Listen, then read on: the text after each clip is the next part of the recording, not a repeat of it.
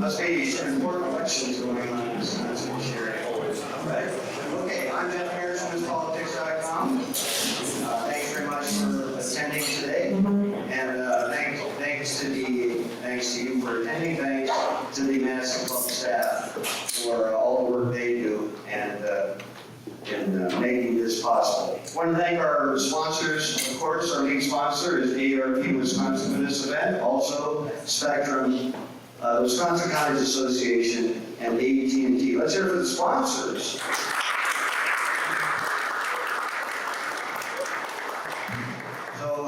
So I make Jim Flaherty happy. This is from ARP. You can pick out your own copy with Colin at the registration desk. And this is details on the results of a poll released today by ARP and their bipartisan reporting team, which will be part of a follow-up panel. And we'll talk more about that poll coming up.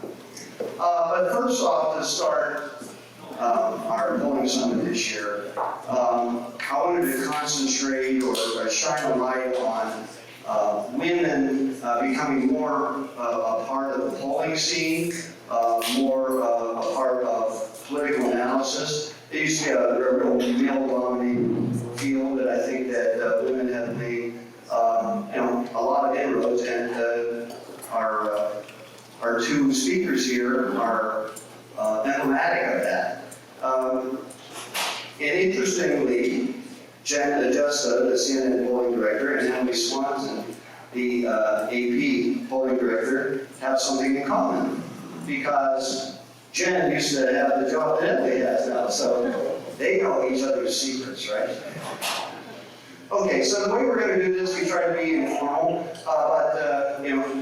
Jen first is going to give some remarks, then Emily will give some remarks, then I'll ask some questions, and then you will ask some questions from the audience.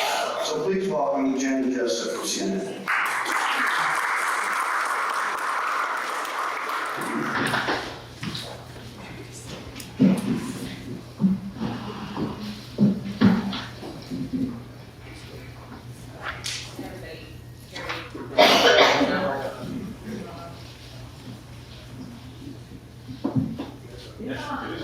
Is it just there we go. Okay, fabulous. All right, thank you so much for having me here. Really do appreciate it. It's wonderful to be in Madison. My first visit here, love it.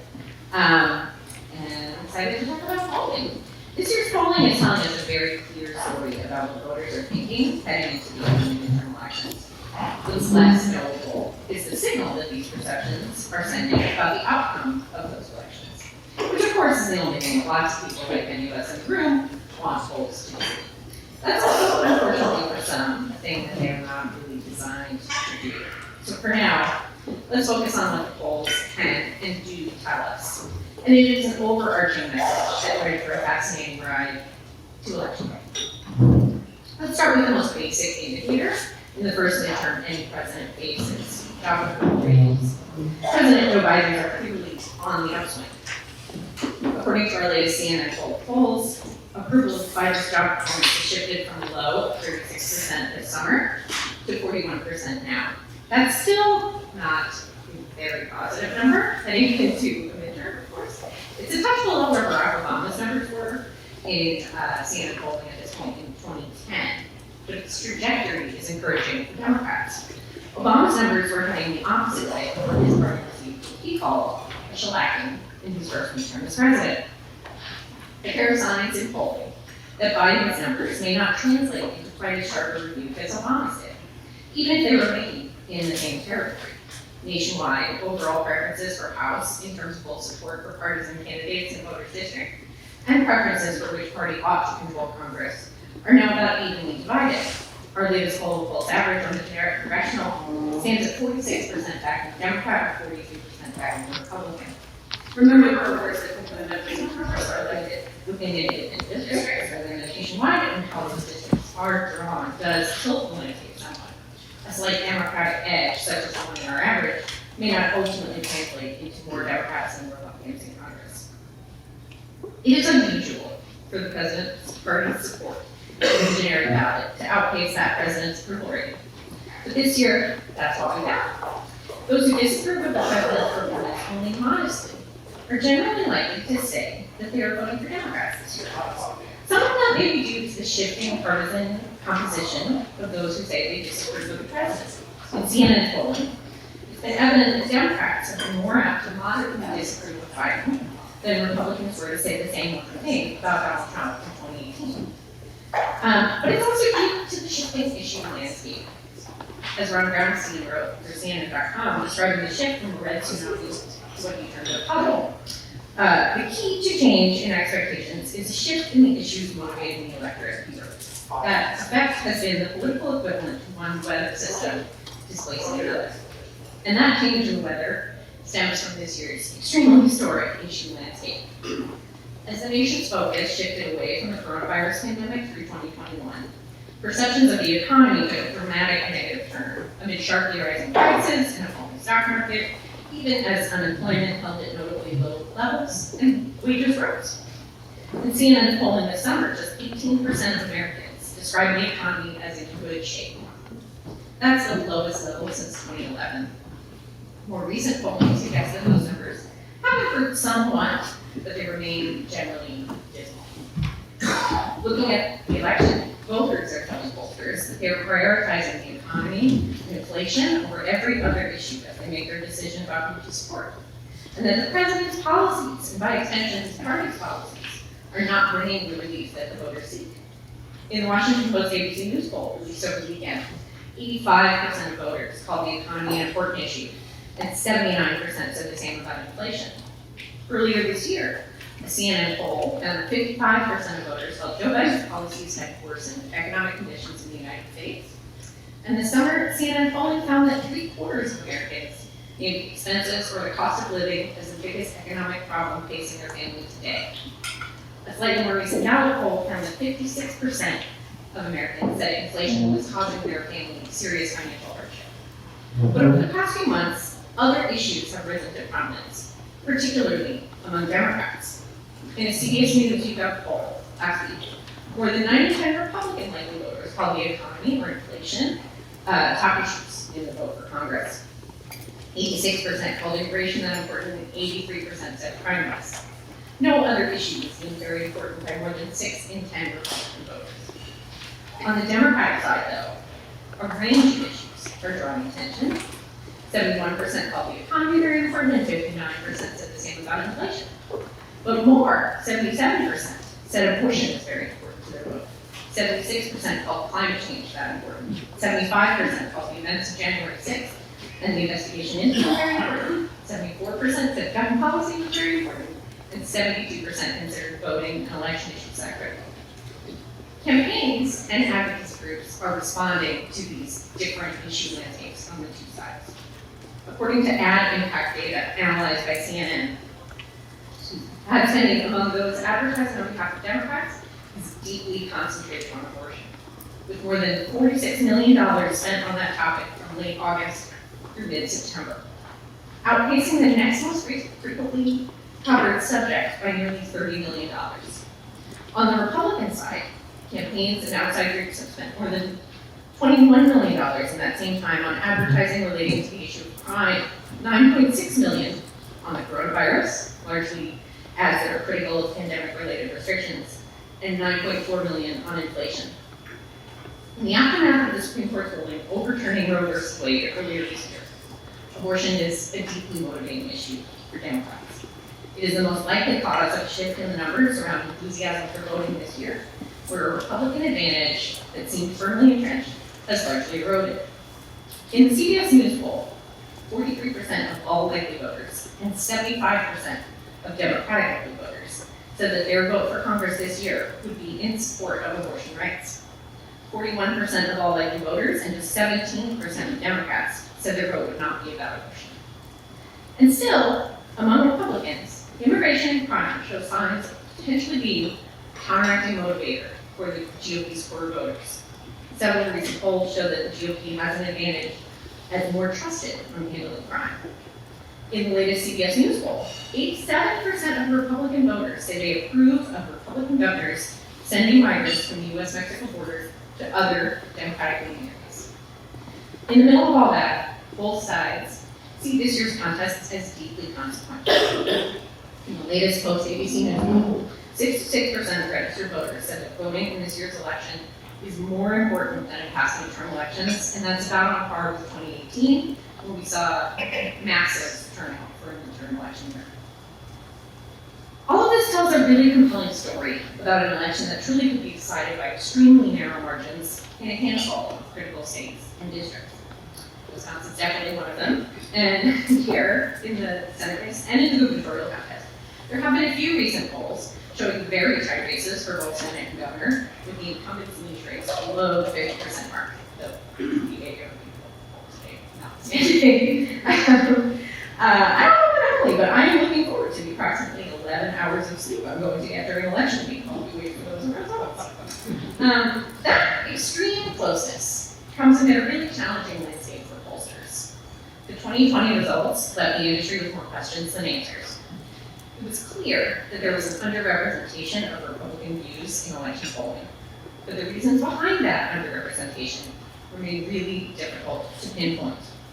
Many of us who conduct polls are making changes to our methodologies to better understand who we are reaching and who we are not.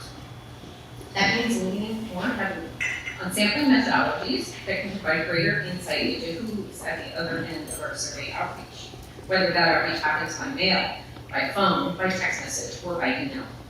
That can be enormously helpful in assessing the partisanship of your respondents, but it may ultimately be harmful for representation of those who are the least connected to the political and economic infrastructure that produces those lists and panels.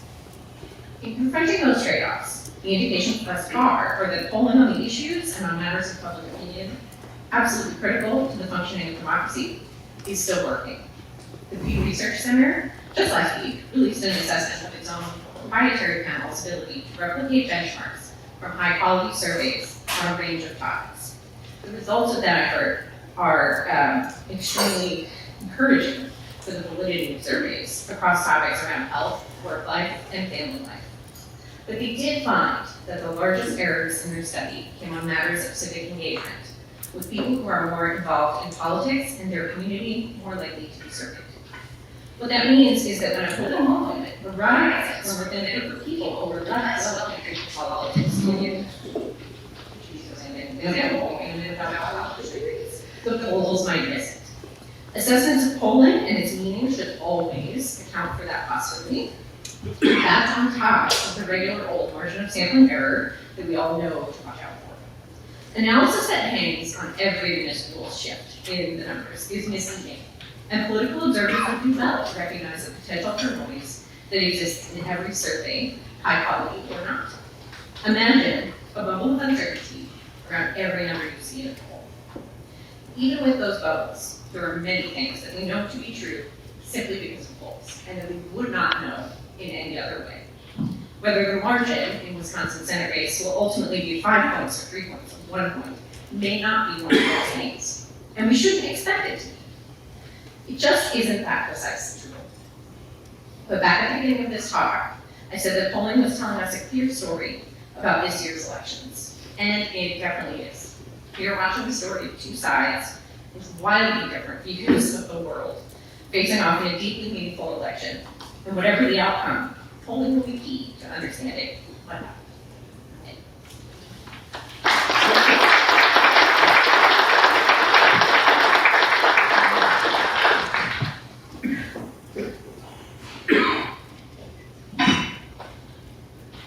Morning, everyone. Thanks to Jeff for having us here today, and to Was Politics and the Madison Club. I'm really happy to be back in Madison because I'm actually a UW grad, so it's not my first time. I'm really happy to be here, especially on a absolutely beautiful fall day. So thanks for bringing this up.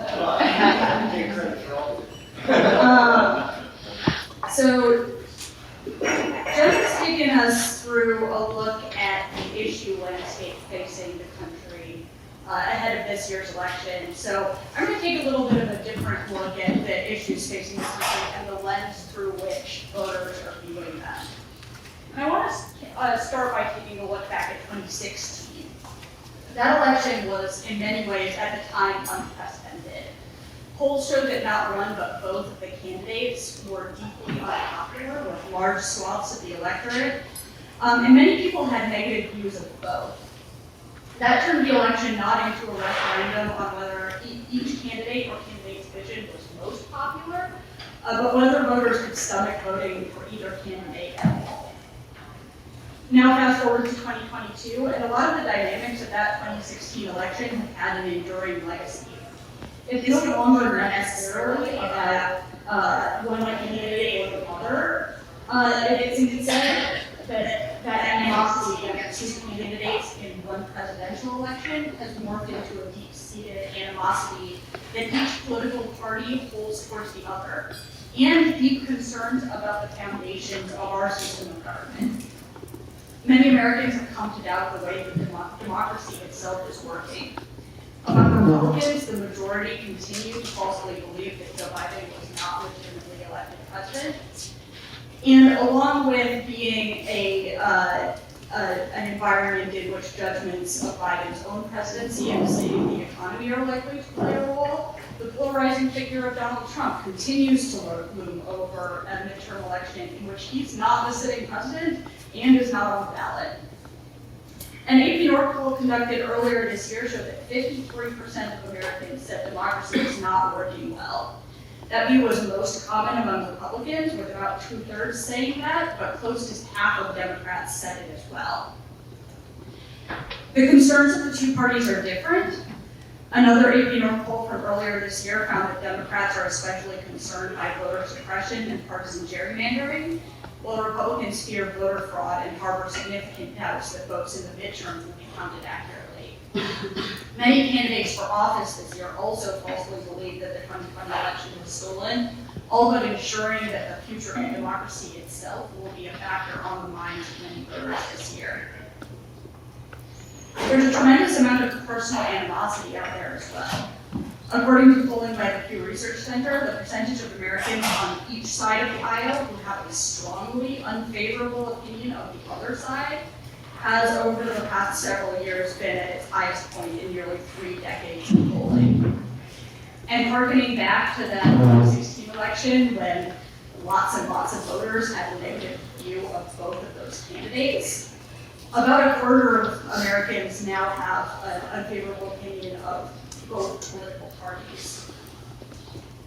The same Pew poll found that even since 2016, each side has grown more likely to call individual members of the other party closed-minded, dishonest, immoral, unintelligent, lazy.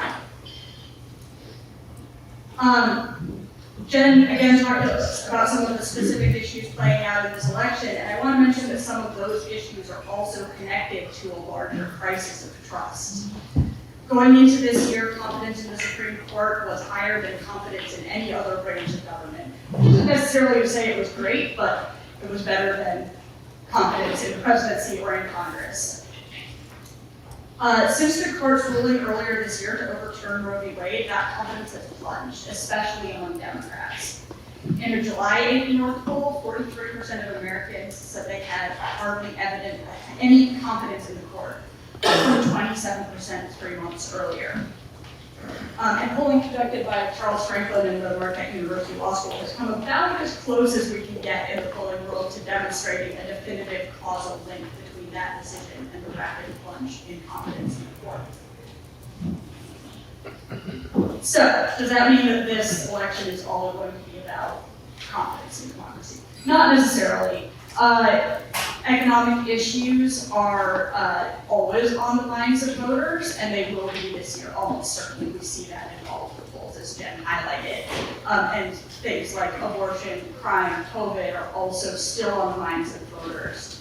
But that dissatisfaction with both sides is a lens through which every voter comes to all of these issues. It could lead some voters to stay home, but fear of what the other side will do could also drive many voters to the polls. This is part of what we saw in 2018. And it's sometimes even to support candidates that they themselves have reservations about. For those of us in journalism and the polling world, we have an important role to play amid all of this mistrust. for all of their flaws, and Jen ran us through quite a few of them, and I agree with what she said about them, polls and surveys have an important role to play in our understanding of these difficulties and upheavals facing our country. None of what I've said today, or what Jen said today, most of which has not touched on who's up and who's down in elections, could be even close to quantifiable without high-quality survey research. We have a bigger responsibility than ever before to use the data that we collect in a responsible way, to acknowledge its limitations and know what it can and can't tell us. And that's something that's been a major focus for us at AP over the last few years. And I'm sure that we're going to be talking about that more as we move into our discussion. Thank you, and I'm looking forward to the discussion and your questions.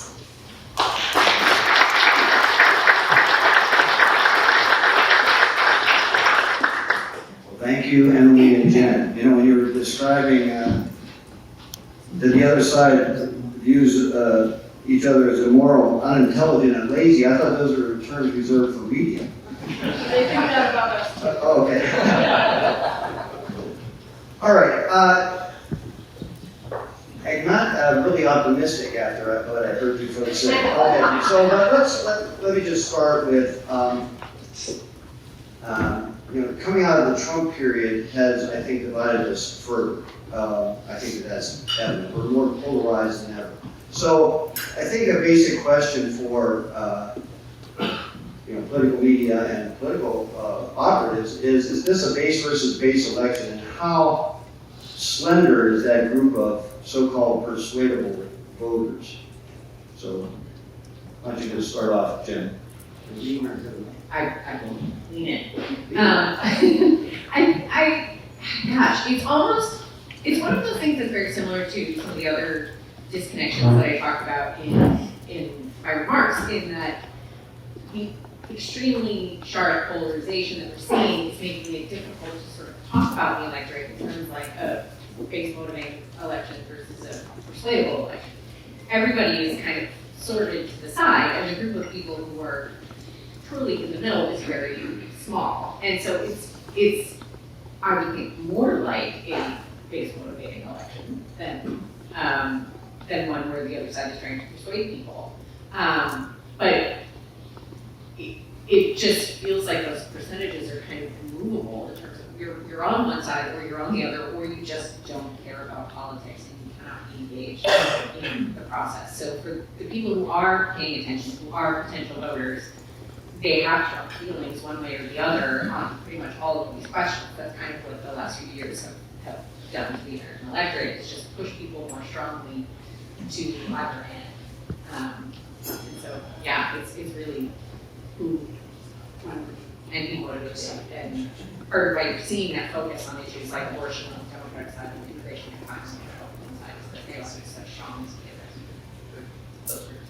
Right, it's almost tribal, we're described as a purple state, but it's more like vivid blue and vivid red, in their own encampments. Okay. So anyway, Emily, what's your view on whether this is a base versus base election, and how big is that so-called persuadable group?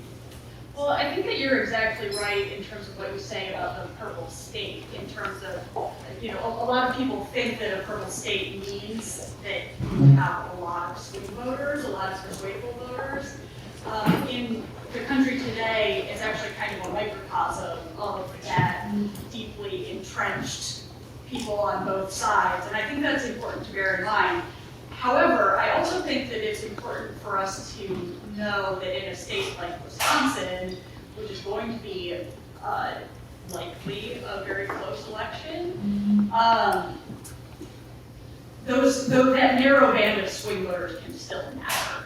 It is a probably smaller than ever before in the history of our ability to measure this, a smaller segment of the electorate, but it's not necessarily an either or. I think that both of these things certainly can play a role, even as that shrinks. Right, but when somebody says to a pollster, identify your label, and they say, I'm independent, but they're not really independent. It's a small segment of the population that doesn't lean either way.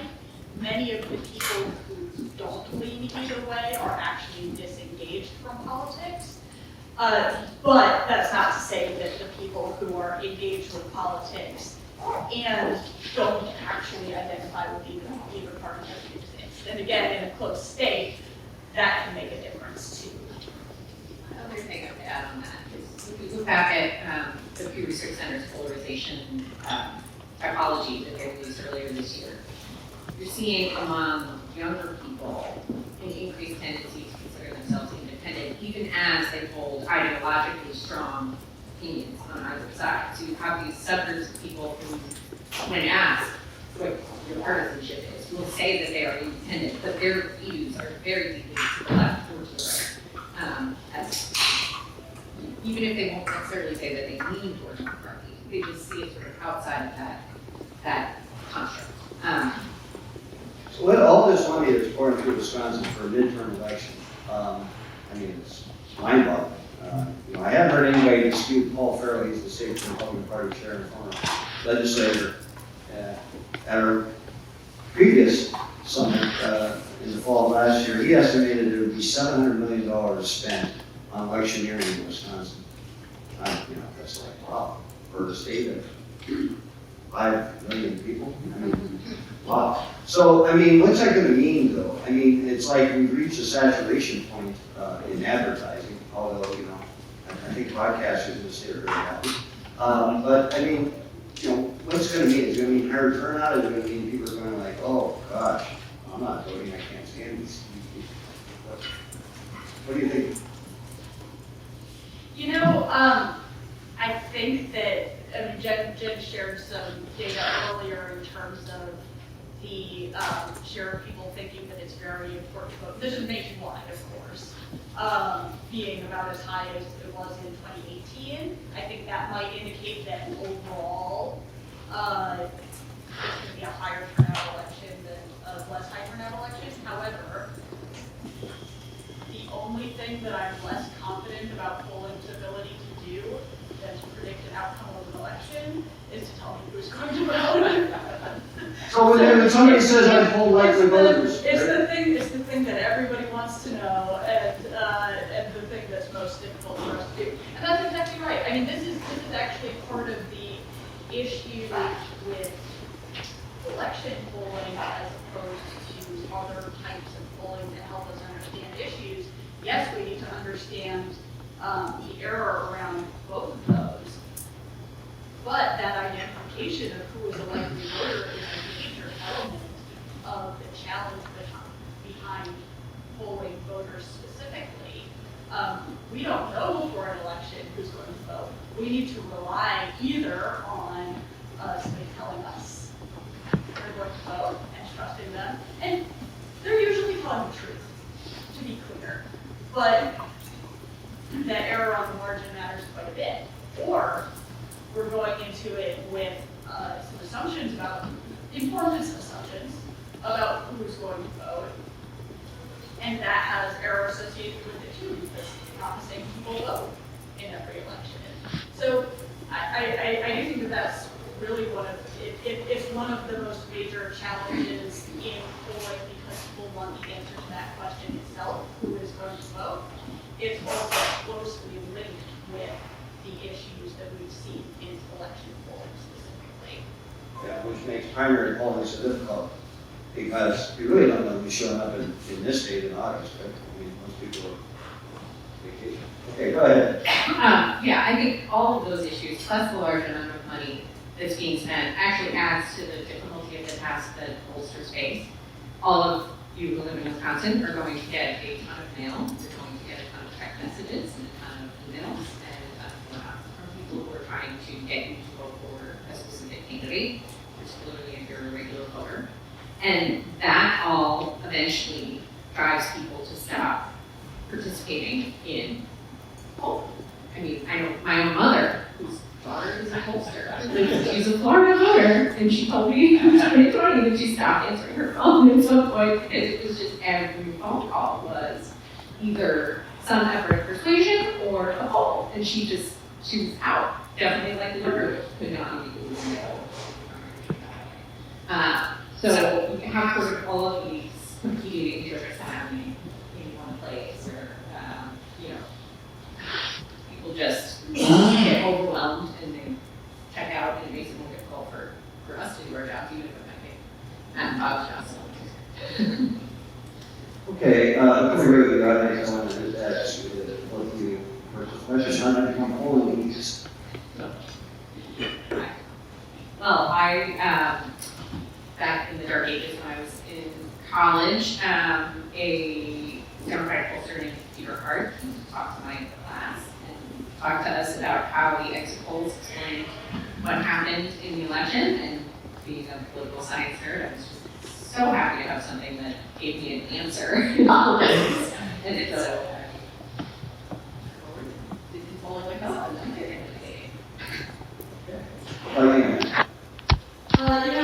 My career is pretty similar. Like I said, I was an undergrad here at UW. I was a politics nerd, was probably hanging on every poll in a way that I would now tell myself, hey, don't do that. I would credit Charles Franklin a lot too with my entry into the polling world.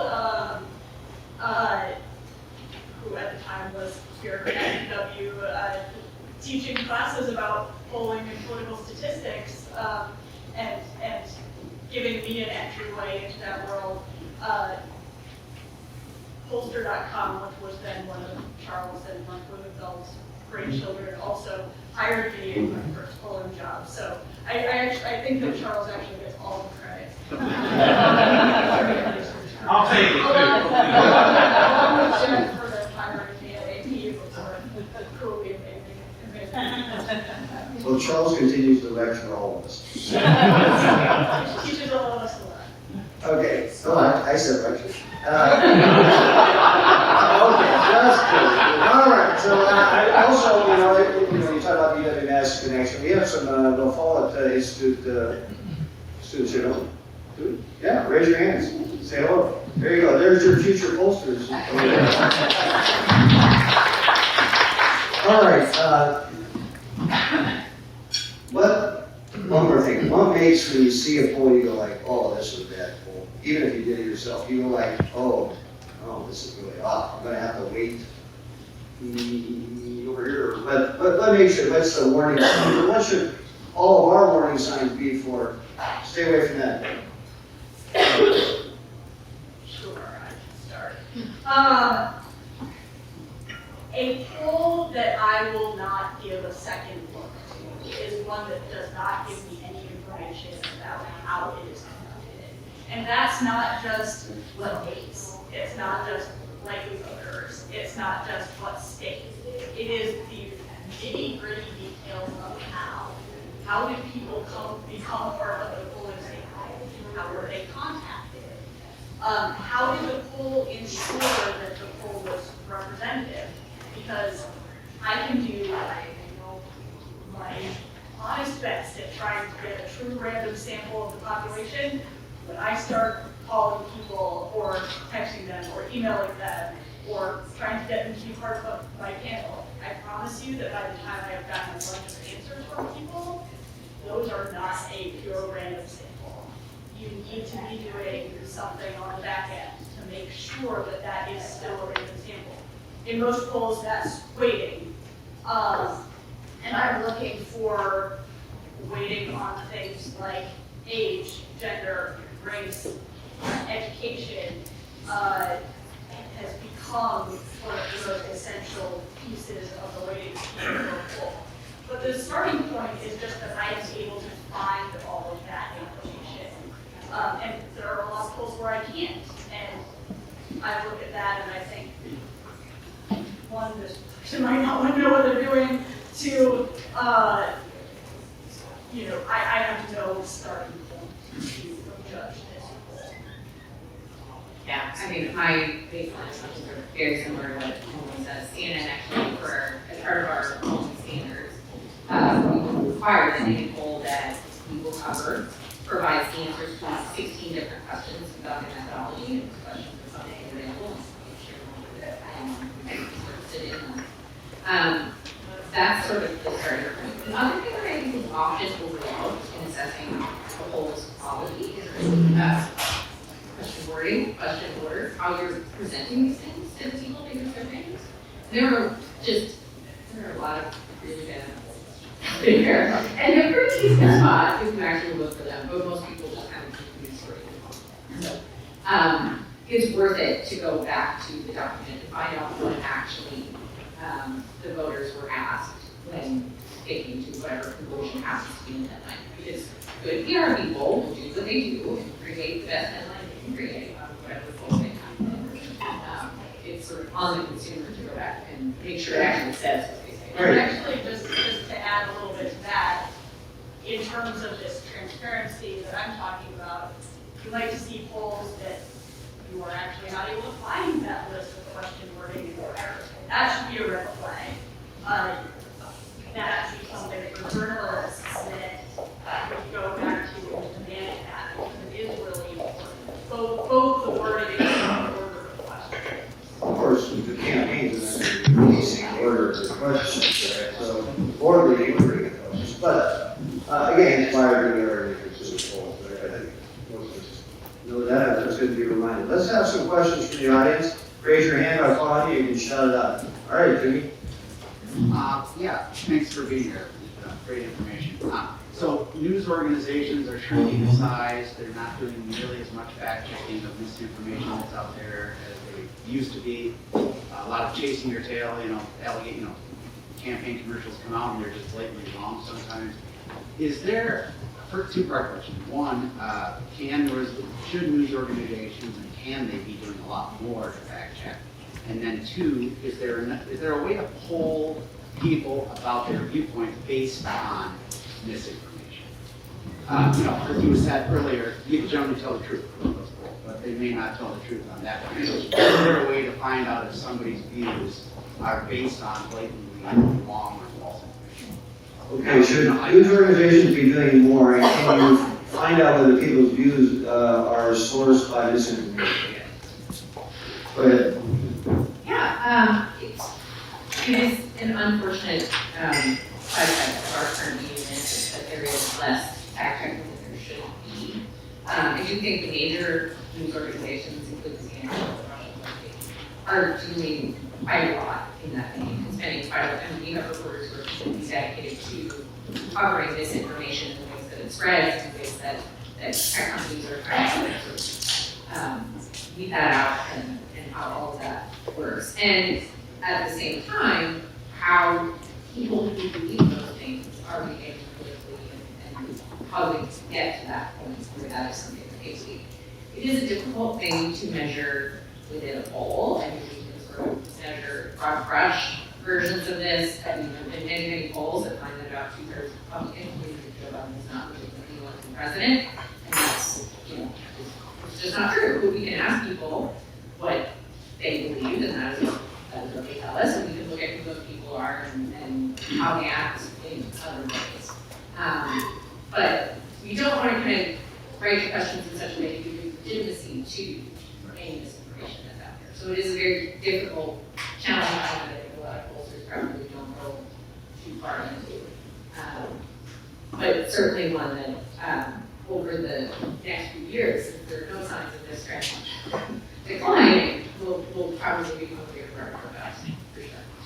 I would echo what Jen said on that and amplify the point that it often is really important for us to be measuring the extent to which, especially those big, pervasive myths like the legitimacy of the 2020 presidential election, how pervasive they are among the American people.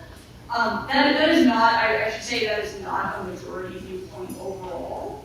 But I think that it's really important for us as journalists who do polling to also do some inline fact checking when we're doing polling on something that we know to be not true. We need to make it clear in our stories about that poll that that is not true. I also think that it's important for us to bear in mind, even for things where there's not necessarily a universal truth behind it, that a majority viewpoint does not necessarily make a true thing. That's not the same thing, most people being in favor of something or believing something and that thing being true or the best approach to something. So I think that sort of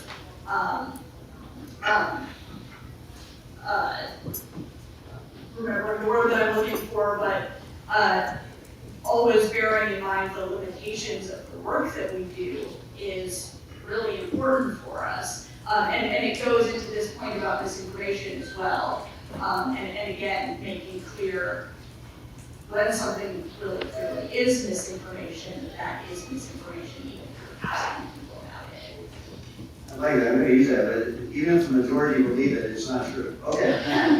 Go ahead, Jeff Smallman. This is a crosstabs issue a little bit, based on Jen's comment about oversampling, basically, of those that were more involved in civics and so on. It's really higher socioeconomic folks by and large. And it relates to the subject of education. I do something walking with kids. And in 3 instances, I was in public events where in one case kids, other cases parents asked public officials for answers on education, public education. And so I look at the efficacy of it and the effectiveness of it in Milwaukee in particular. The ARP poll said Michael leads by 21-point margin among voters. Yeah, well, we're good into that. No, I just Because because of of that. sampling, crosstabs. Oh, okay. How do you drill down? So people are unhappy about education, and then educated people are happy about education. How do you understand whether the people that are unhappy are minorities in Milwaukee or are white guys in pickup trucks? I mean, how do you understand those crosstabs? Get a big enough sample to understand what are the root causes of feelings in this case. All right, okay. Sorry I cut you off there, Jeff. I just didn't want to dive into that. But yeah, I guess, sometimes judgments or on crosstabs seem to be made on really small samples. Yeah. So I guess maybe that's about reporting on that or using crosstabs even with small samples. Yeah, I think that's really important to bear in mind that when we're looking at crosstabs, we often are looking at, well, we always are looking at a smaller sample size than the whole as a whole. I think a lot of us look at a survey's margin of error and start applying that to every single number in the poll. That's not accurate. Every subgroup has a larger margin of error than that whole population. You might not know that information. As journalists, if you're covering the poll and you're not sure, you don't have that information, that's something that you can go to the pollster and ask them about. But if you're not able to get that information, just be aware that those margins of error are larger. When we're talking about education levels, fortunately, if we're looking at a reasonably large sample size poll, we should have enough to say something about people who have more and less education. The differences that we see between people with more and less education, especially among white voters, are so large that we know that those things are true and we take into account that margin of error. But for those of us who are thinking about doing polling, first of all, we need to think not just about how are we going to get that overall margin of error down, how do we get sufficient sample size to survey the whole country or the whole state. We also need to think about how do we have the sample size such that we are including all of the groups that we want to be able to say something about. And truly, we're not able to always do that. There are groups that I would like to be able to say something about that I can't because I'm never in most polls going to be able to get that sample size because they're very small segments of the population, but to the best of our ability, we have a responsibility to do that because it's not just the overall number that matters. In a poll where you care deeply about the responses of a given group of people, you might also increase the sample size specifically among that group. You can then weight them down as part of the overall numbers, but get a larger sample size among that group. That's something that pollsters sometimes do. For example, if you wanted to get a larger sample size of people without college degrees, or a specific group of people without college degrees, that's something that people might do. Or smaller racial ethnic groups, that's something that pollsters want to do to ensure that they are able to represent those people in polls that touch on issues that are of deep significance to a specific group. Questions?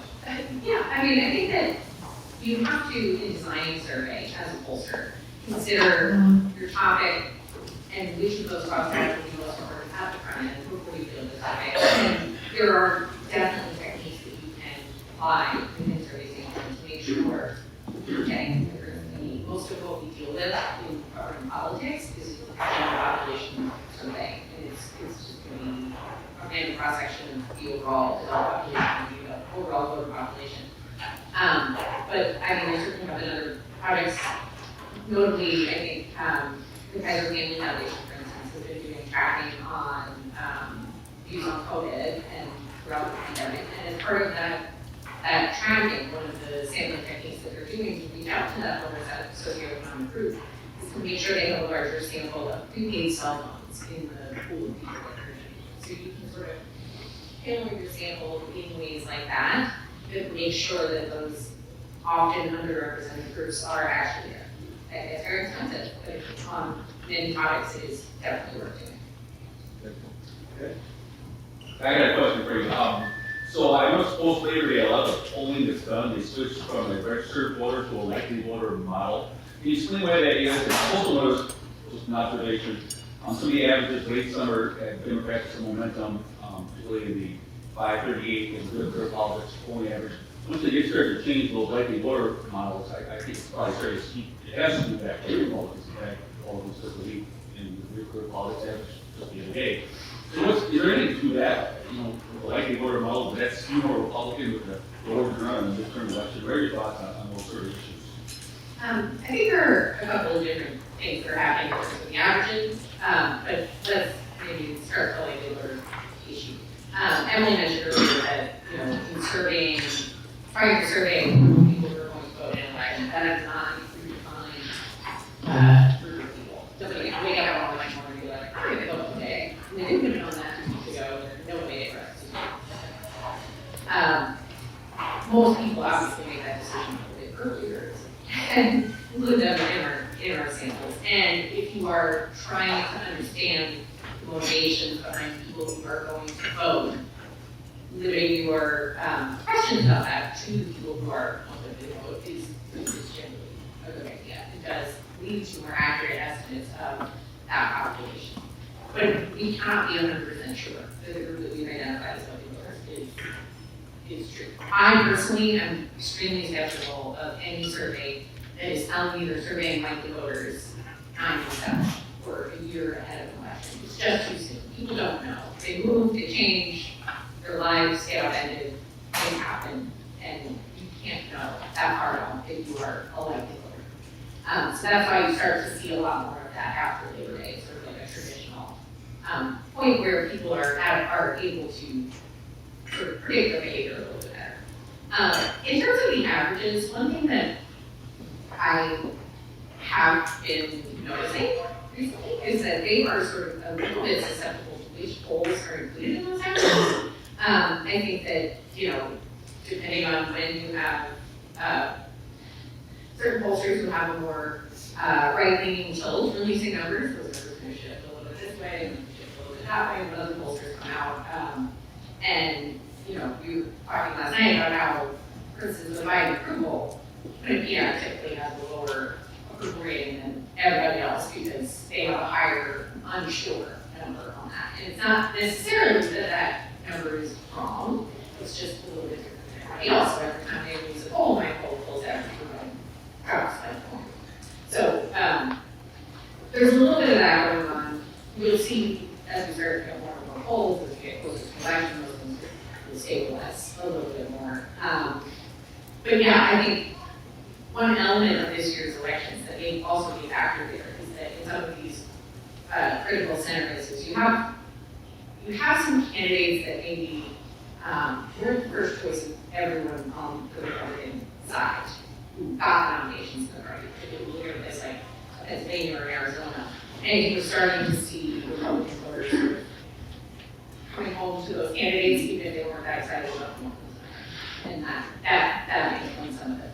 I think seeing this as a kind Sort of goes back to the point that I was making earlier about that animosity driving people towards candidates who they might actually have reservations about because, oh, it would be a lot worse if the Democrat wins. Or, oh, on the other side, oh, it would be a lot worse if the Republican wins. You don't necessarily have to like the candidate on your side to be more scared about the other side. I was lose. Right there. So, I know every year we take this year's deadline, and in that, it's midterm, so usually you look at the presidential, approval rating, things like that. But I'm just wondering what role are you seeing a role that the abortion issue is going to play, especially with, perhaps Republican women who, this is just a reality that they hadn't expected. So what about the abortion issue and maybe focusing on how it may affect the Republican female? So I think that this will play a role in this election. A difficult thing, of course, for us is disentangling how much of a role it will play compared to other issues. However, not only have we seen skyrocketing mentions of abortion as an important issue, and it's not just an issue where in full we're directly asking them, hey, is abortion important to you? That was brought up too, but for example, in our poll that asks people open-ended, what are the top issues for you facing the country, we saw a massive increase from pre and post-Roe. We actually had a bullet in the field doing this as it happened, and it got to see in action that number skyrocketing of people mentioning either abortion or women's rights among their top issues. It's difficult always for us to translate that directly into votes in a specific election. However, we have already seen this in action. Most notably and obviously in Kansas, where voters, including in a lot of Republican-leaning areas, came out to vote against their ballot initiative that would have allowed legislators to actually ban abortion. That ballot initiative is a bit of a microcosm of that issue, obviously, and if you're going to vote for a ballot initiative on abortion, you're not also carrying with you, oh, and inflation is really bad, and oh, crime is up, and oh, what do I think about the president? You're just voting on that issue, but I do think that there are signs that this is a motivating issue for women, for young voters, and yes, I think for a segment of Republican voters, how large that segment is something that I think is not completely knowable ahead of time, especially when we're looking at those cross-pressure Republican voters. Yeah, I think it's going to be extremely fascinating to watch how that plays out in states where there are abortion-related ballot initiatives on the ballot this fall compared to those that are not. Like Michigan. Like Michigan has one on the ballot this year, it's not, Kentucky does, California does. And so in those places, it may be more of a driving factor for people to just decide to turn out. And those will be really fascinating places to watch. Right, and here I think, Kathy's from the Milwaukee suburbs, and I think that Republican territory, well, I guess we'll be watching very closely as to how that shades out in terms of turnout in margins, versus the previous elections. I mean, you have a state like Wisconsin where suddenly that local laws in the state change, right? That isn't directly on the ballot, but we're seeing already that the candidates are having to answer for that. And a lot of candidates in a lot of states are sort of hemming and hawing a little bit about their positions on the issue, and it's partly because I think they know this is a motivating issue. They don't, a Republican candidate who opposes abortion doesn't necessarily want this election to be about abortion. It might not be, but I think it's a really, really fascinating dynamic. And you can't discount the recency factor in polling, right? I mean, you know, and I just read something recently about, you know, so an Arizona judge decided on its, I think it was 1864 law, and, you know, that was affecting the polling. Okay, Joel. Question about the right track, wrong track question. I've heard pollsters say that is the driving factor of why somebody's going to win or lose. It makes no sense to me in today's partisan world, so maybe you can comment on that. Yeah, they used to be the gold standard for right. If you're on the right side of the right track, wrong track, you're gonna win. Or as an incumbent here, that those things seem to be precluded. Yeah, that's been blowing up for a little while. I mean, I feel like we've been, the numbers on wrong track and negative for so long. I mean, it's been like more than a decade at this point that we've been net negative on that question. And incumbents still in their elections, so I don't think that it's necessarily the behavior that it once was. It may, I'm not sure that that is tied to shifts in polarization the way that some of the disconnection in the presidential numbers that we're talking about. But it's definitely, the numbers are stunning on right track, wrong track. We guys are like 18% right direction earlier this year, which just blew my mind. But Maybe take up to like 20. yeah, I I mean, think now, it's if that were the driving factor of this election, Republicans would be winning, 70%. I think- If you're not picked, that's good.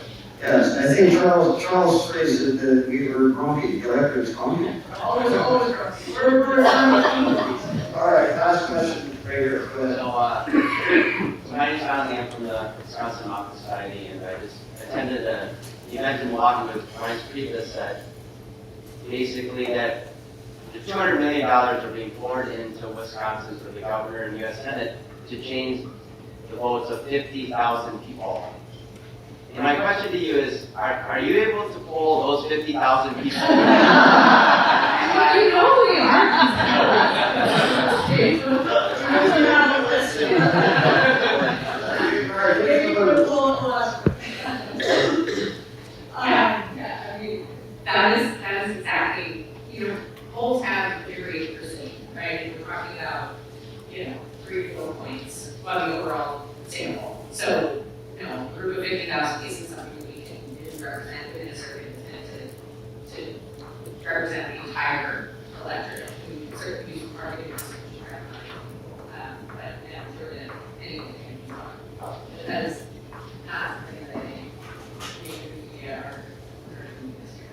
Yeah, I think the other thing to bear in mind about that is exactly what we were joking about. To begin with is, we don't know who they are to start with. We can start asking people and talk on the side of people. It's very hard to then disentangle. Are you undecided because you're going to vote in the election but you're truly not sure for you? Or are you undecided and maybe you're going to end up undecided and you don't go out to vote at all? It also is important to bear in mind that it is not just about that. It is also about who is going to show up. And some of those ads actually are not just aimed at the middle. They are, Democrats running ads on abortion or Republicans running ads about inflation and crime. They are all speaking to the middle. They're running ads based on issues that they think are winning issues for them. They're not trying to alienate the middle, but they are also trying to motivate the base. And whether both of those things are compatible with each other is difficult to know, but I think that that's also one of the reasons why we do polls of the entire state is because both of those things matter. Okay, given the try, this is the final question actually for me. This brings up to mind something that is discussed a lot in our circles. in Wisconsin is, okay, so, we're gonna have close elections, but, are there enough people still in the middle that you could have Evers winning and Johnston winning, given our federalism? Could you have Michaels winning and Barnes winning at the same time? That seems implausible, given when you talk about, national legacy and tribalism and how Wisconsin often reflects the national mood. So, I would say that the answer to that is yes, it is possible. If that happens, both elections are probably going to be decided by restricted margins. Yeah, and I would say that if that does have happened, what we most likely be seeing is where Wisconsin and Evers and any other possibility is much less. okay, so we'll start the pool today. And all that, that's not a secret out, by the way. You just have to fill it out. Okay, hey, let's hear it for Jen.